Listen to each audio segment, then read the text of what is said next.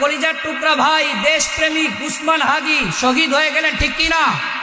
আল্লাহর জন্য শহীদের তামান্না করতেন সব সময়, ঠিক কিনা?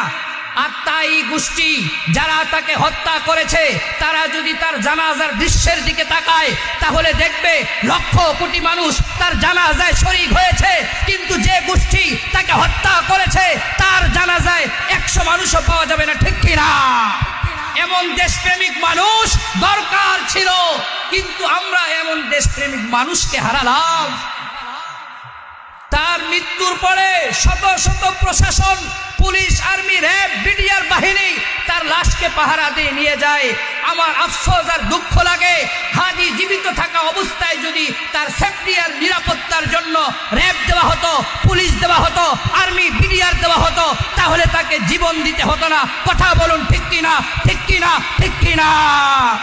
এটা আমাদের ব্যর্থতা, আমাদের ব্যর্থতা, এটা প্রশাসনের ব্যর্থতা। এটা স্বরাষ্ট্র উপদেষ্টা 50 লাখ টাকা পুরস্কারের ঘোষণা দেন, আপনি যদি আমাদেরকে আসামি ধরতে বলেন তাহলে আপনারা কি কামে আছেন?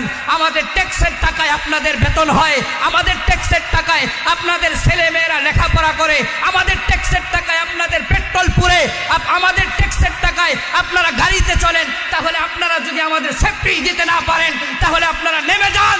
বাংলাদেশের মানুষেরা নিজেদের সেফটির ব্যবস্থা যেভাবে করা দরকার তারা ওইভাবে করবে, ওইভাবে করবে, ওইভাবে করবে। কথা বলুন, ঠিক কিনা? এটা কোনো কথা? এরা আমাদেরকে আসামি ধরার দায়িত্ব দেয়।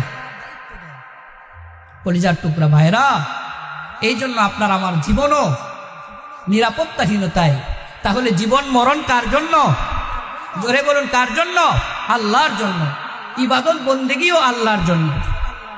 তাহলে রব্বুল আলামিন বললেন, গোলাম শোনো শোনো, ওই নামাজি ধ্বংস হয়ে যাবে যে অলসতা বশত নামাজে দাঁড়ায়, আবার যে মানুষকে দেখানোর জন্য নামাজ আদায় করে। আছে না নাই?